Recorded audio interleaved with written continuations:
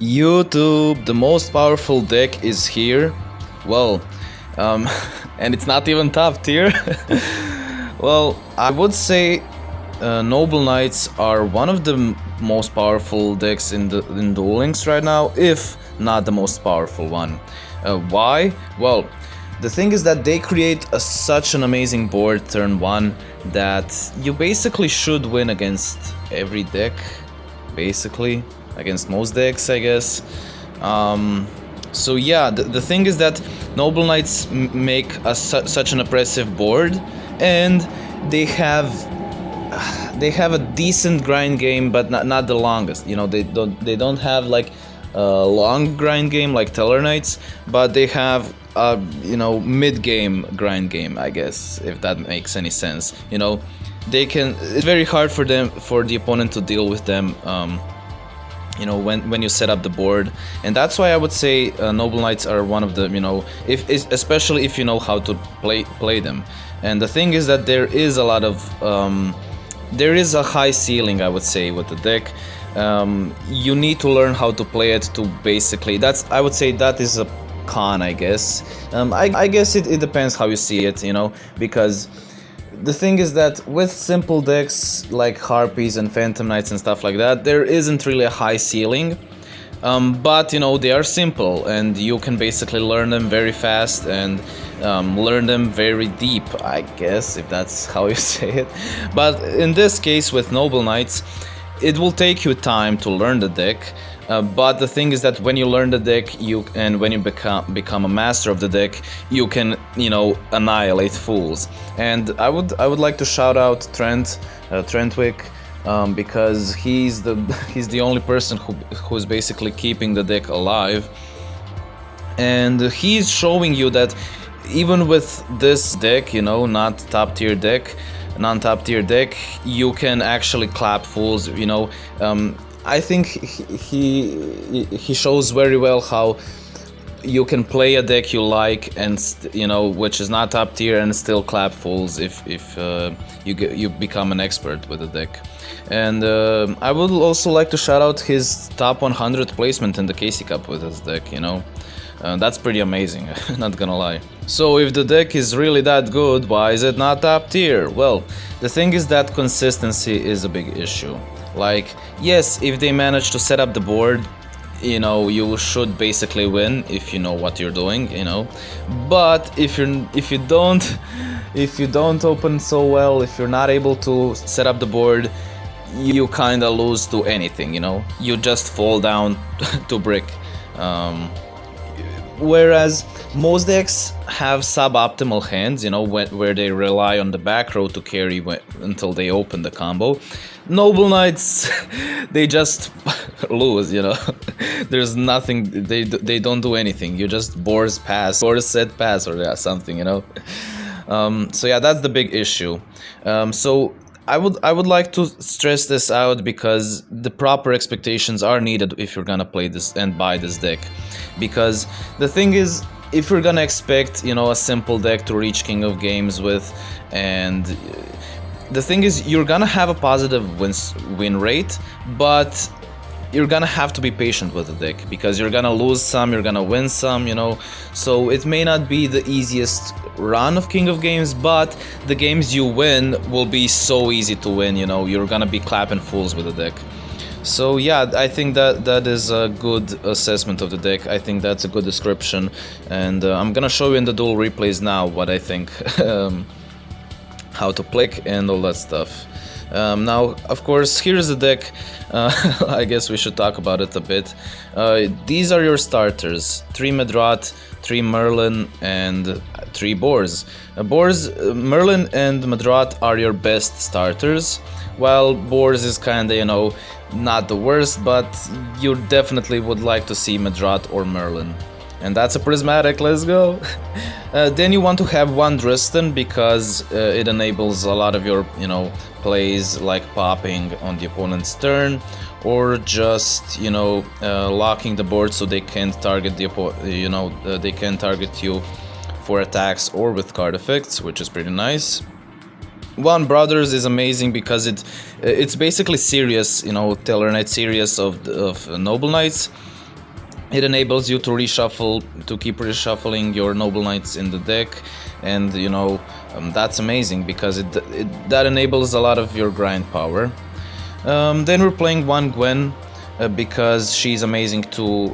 You will see in the combo with the boars. We're playing two Lance, I like it a lot.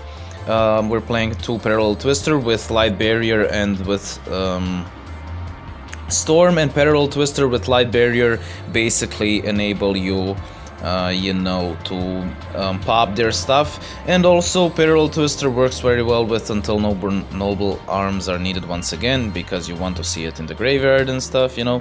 And if you have too many equips, you can use it as well. So yeah, from the equips we're playing Glory of the Noble Knights, which equips you any Noble Knight equip. Arfadudir basically is your best equip because it can keep popping the opponent's set cards, you know, get rid of the back row. Caliburn basically boosts your life points. Gallatin makes your warriors bigger, or better said, warriors bigger. Noble Arms of Destiny makes your monster indestructible for once that turn. And until Noble Arms are needed, until Noble Knights are top tier once again, is amazing because the thing is that it can special summon a Noble Knight monster, so it gives you basically a very tough board to go through because you can, you know, float into stuff, and also it can give you draws if you know, when you set up the combo. So yeah, this is the extra deck. You want to go twice into the. You actually want to go once in the main box, in which Custonin is. You want to have one Artorigus because it does come up sometimes. I'm playing Heraldry for Harpies. You don't really have to play it. Excalibur is actually pretty nice. It can come up. Maybe you could play Dweller instead of Heraldry. And you play double Sacred Knight, Noble Knight over King Artorigus. And yeah, that's basically the deck. Sorry for the long intro. I think I need to explain a lot of things here because it's not as simple a deck. I think there is a lot of things to say, so yeah. But basically now it is time to do.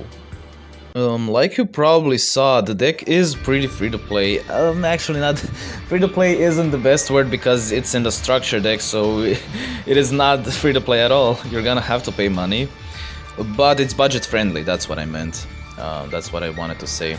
It's budget friendly because you only need 3 structure decks. You basically don't need Lance, you can survive without Lance.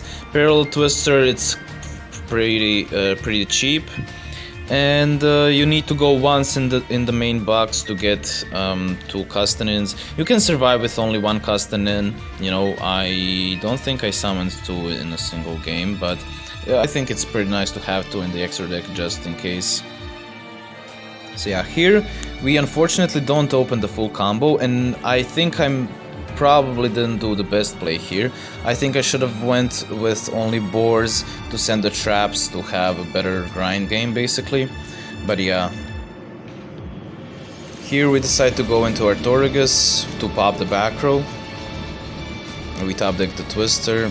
With boars we can now set up what we wanted to set up the last turn, is traps in the graveyard. It's pretty nice to have one as well, because it can give us a free draw. Okay, I don't know what he's doing. To be honest, this is not really the best duel to showcase, you know, the most competitive duel, but it does showcase what we're trying to do, I guess, you know. So here we get a draw with with the trap from the graveyard. We can special summon. We can now pop his back row. And we have OTK. The thing is, Noble Knights can deal so much damage. They can OTK through Kytroid. As you will see now, we have a win through Kytroid. Because Artorigus can equip. He can get up to 3700 attack, which is exact lethal, as you can see. He doesn't have Kytroid, but we had OTK through Kytroid. Also, I would like to remind you, if you're new to the channel, please do consider subscribing, because it does really help a lot to continue making videos like this, you know. and it does help you to not miss out when I'll be posting out other videos in the future.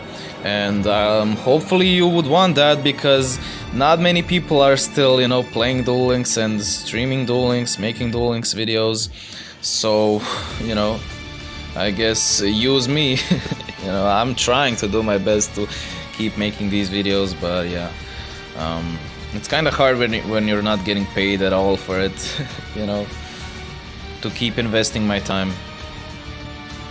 But yeah, let's see. He has basically the full setup. How can we win? Well, he pops here. Good thing is with Lance we can be protected against his Gaia the Dragon Champion, and of course if he has multiple disruptions like a book or treacherous, we are kinda in trouble. That's really the issue with Noble Knights. I think this is a good example to showcase. That is the issue with Noble Knights. If you're not going first, if you're not able to set up the board, you can literally fall down to just one disruption, you know. But the thing is that the odds are you're gonna win, you know, you're gonna go first, or they won't have that many disruptions and stuff, you know. So the odds are decent on your side that you will basically have a good win percentage. You won't win consistently like maybe Magnets and Phantom Knights would, or Harpies would, that you would just win games in a row, like 10 games in a row, but you will have a pretty nice win percentage. So yeah, I think that's something important to note out. So yeah, here we set up with the Artorigus, which when destroyed floats. We can now grab a card with the trap. With Curse of the Dragonfire he could have popped my field spell, but okay. The thing is that this is the standard play. When our stuff gets destroyed, we want to chain the trap, because now it's too late, you know. We float into Dristan, Artorigus floats, the spell floats, the equipped spell floats. With the dude we can destroy. So when Dristan is equipped with Noble Arms equipped spell card, it can target a face-up card on the field and destroy it, which is amazing to quick play pop on the opponent's turn. Now the thing is that also it made us protected, so he couldn't attack into boards with the Gaia the Dragon Champion. And now we have basically game, because we don't even have to normal summon to, you know, force out the pop, which floats, you know. That's amazing. See how good grind game, see how powerful this is, you know. We haven't even normal summoned, we have so many things going on, you know. We can now also with brothers start reshuffling our stuff in the deck so we can reuse them, and he scoops. So yeah, GG. The duality of Noble Knights is they will either win against, you know, you will win against any deck, or you will lose to any deck, you know. That's something to expect basically. But like I said, if you enjoy the deck, it is definitely worth it, you know. You will have your King of Games worthy deck for years probably, in the way that Duel Links is progressing, you know. And also, if you don't like mirror matches, it's a great deck, you know. Especially I am not a fan of mirror matches, because, you know, who likes to play against the same deck over and over again. So I enjoy playing rogues, in other words, you know. I would much more prefer if my deck is tier 3 than tier 1, you know. So here we don't open the best combo, and we're playing against the Harpies, which is kinda a tough matchup, to be honest. Because the thing is that they don't even have to have, their engine is a disruption. You know, when you equip, they can bounce you. In other words, their engine is a disruption of its own. They don't have to use the back row even, you know. So let's see.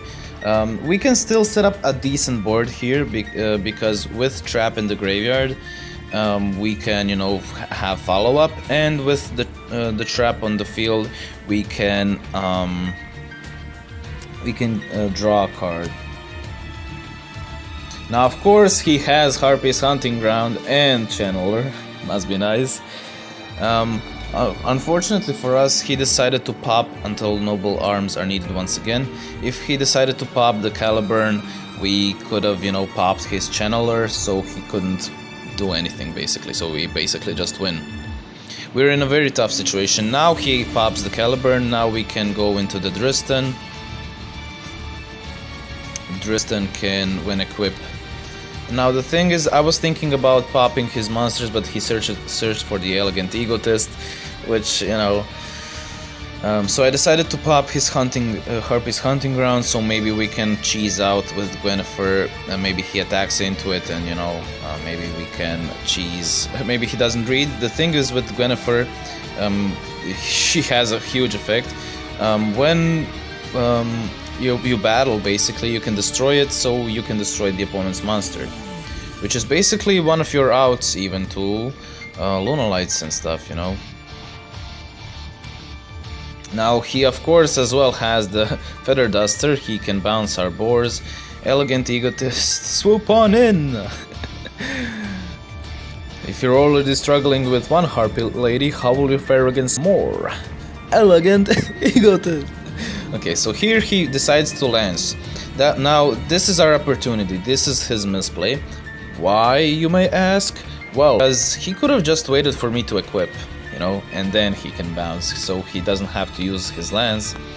But it wouldn't matter here because we have a lance of our own, and lance doesn't really do anything against us, just he used it just to bounce. But that is completely fine because we have the trap in the graveyard.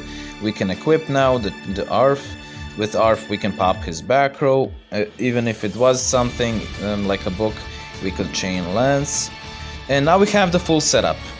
And at this point he's very low on resources, you know. We can clear his board, and he's relying purely on his follow-up, which is, you know, he doesn't have many cards, if any, to top deck. We can pop his slash, we can also equip Gwen, we can attack, and he scoops because there's nothing basically he can top deck. And yeah, as you can see, even though we didn't open the best combo, even though he, you know, opened pretty well, even if, because it's a tough matchup, we managed to win. So yeah, pretty nice.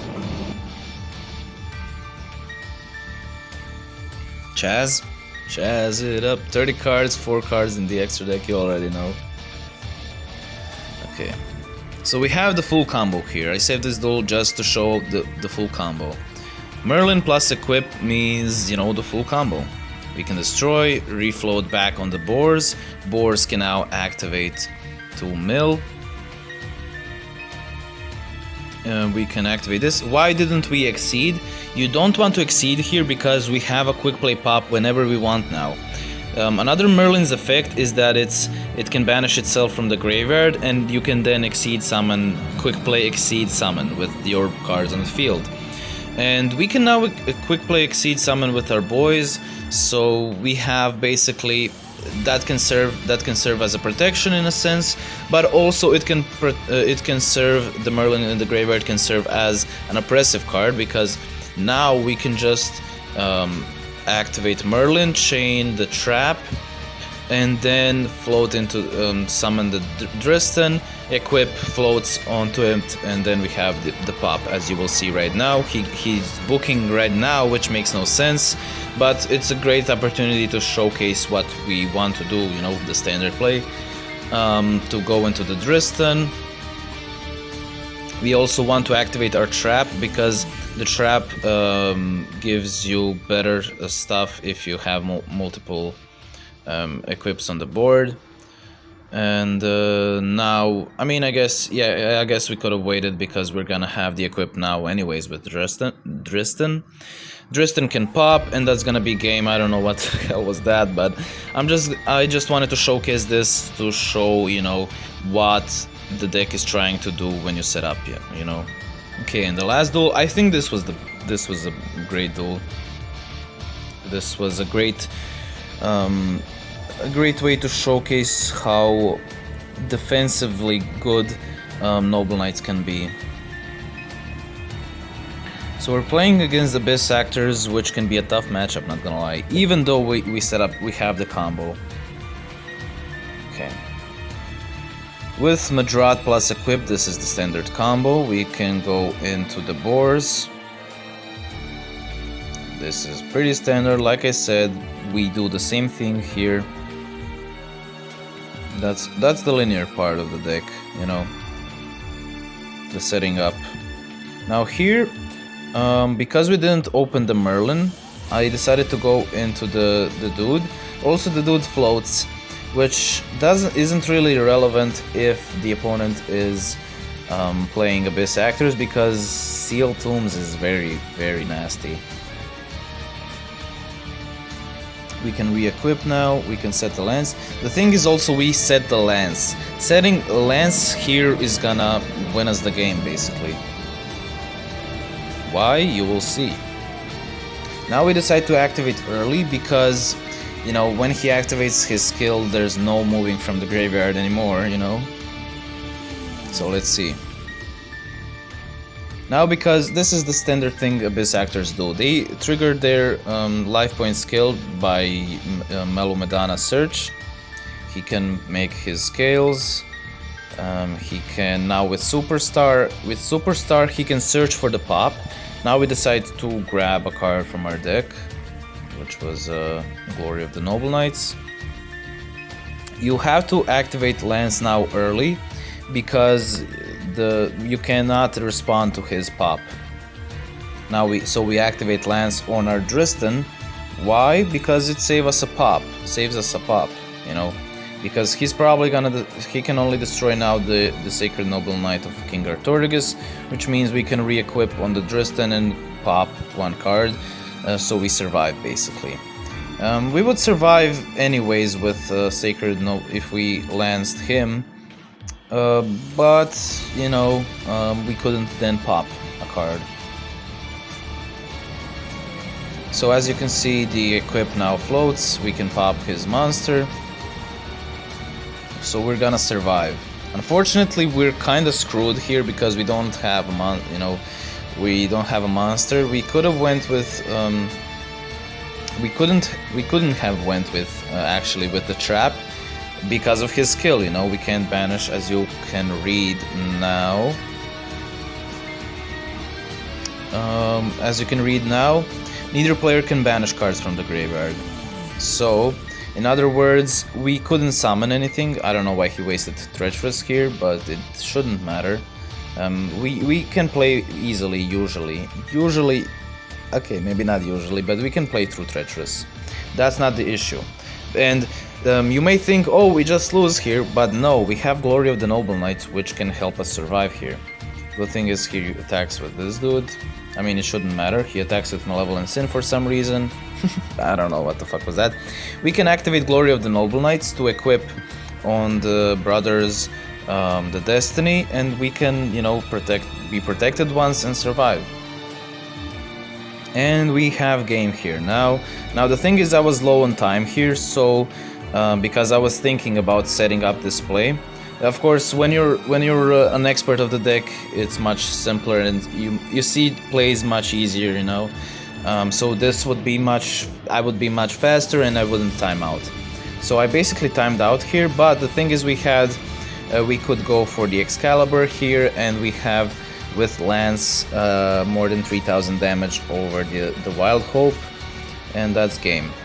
But as I didn't have time to see that play, I decided to randomly go for this play to pop his scales,